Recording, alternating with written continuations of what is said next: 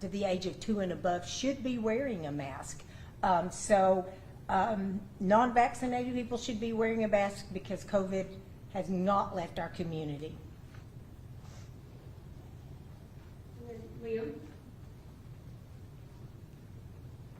Liam Collins, Channel 3. Thanks so much for taking my question. We got a couple of questions from viewers, particularly pertaining to schools, since we're just a couple of months, weeks away from that, specifically about masks being required in school. Have you had any conversation, what have those conversations looked like with the school system about potentially requiring masks, and what is the ultimate outcome of that for a day?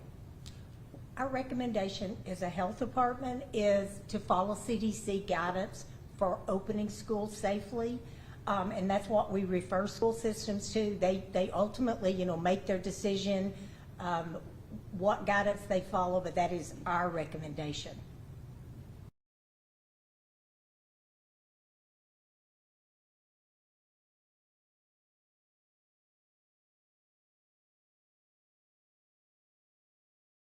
Method of how you open school safely. Let me ask Dr. Urrego to come up. He's been discussing those issues and talk a little bit about what's in CDC's guidance. All right. So, Liam, I think you are referring specifically to whether they will require masks in school. Yes? Correct, yeah. What is the health department recommendation? Okay. So the health department's recommendations to the schools will be that anybody who's been unvaccinated should wear masks.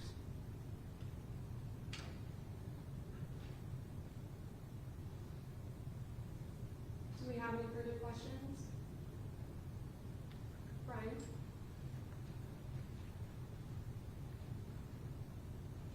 Kind of following up on what I asked earlier on the idea through masks and coming in for unvaccinated.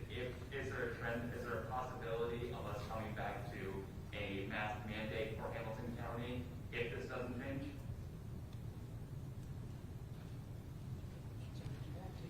Yeah, so I think I would defer that to Mayor Coppinger. We will have to see what the trend is in the next couple of weeks. But in terms of whether we are going to reinstate the mask mandate, that is up to the mayor. Our hospitals and staff, are they all staffed ready for a third wave?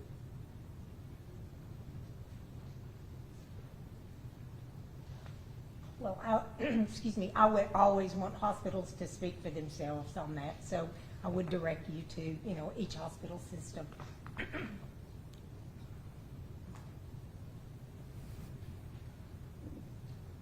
So on vaccination specifically, access to the vaccine, is plentiful, I think it's fair to say. The convincing people, of course, it seems like it's to be the problem. So specifically, what does the health department do to try to convince people that they can now not opening more sites? And then also on the similar note too, in terms of testing, do you think that people are getting tested, or do you think we need to increase the people who, vaccinated and unvaccinated people who get tested for COVID? Okay, your first part of your question was in regards to what are we doing. Well, hopefully with education, people will look at the science, look at the data, and decide that this is a safe vaccine. It's recommended wholeheartedly across the healthcare industry. So that is first and foremost is, trying to push the data and the science out there about vaccinations, about how good they are, how safe they are. There's a lot of misconceptions. There's a lot of myths. We have a number of brochures. Dr. Boas specifically has developed questions, what about this, et cetera, that goes through some of those myths and some of those misunderstandings, misconceptions. So we tried to do that. We've done Facebook, Zoom calls, basically we try to think that, anyone that asks us, we're going to try to be available to answer their questions.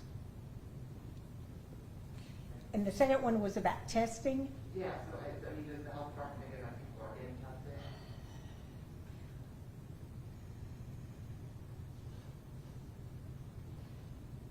I think more testing is always good.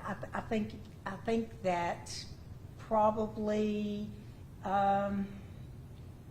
there's a little fatigue in testing, in that probably not as many people are getting tested as they. Testing is available. You know, there's drugstores, there's providers, there's free testing. So we'd encourage people to get tested with symptoms. Do we have any more questions?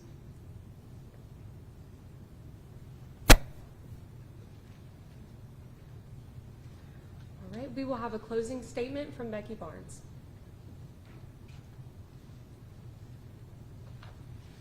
Well, thank you again for coming, and I really want to end like I began, which is an urgent call for all age-eligible persons to get vaccinated.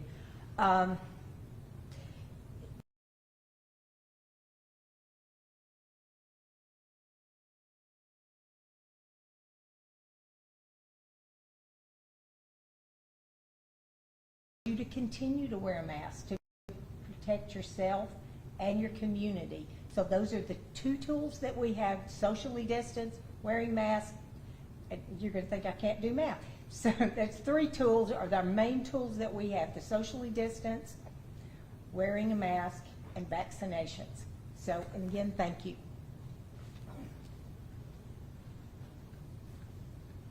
Thank you all for coming today. We appreciate your time.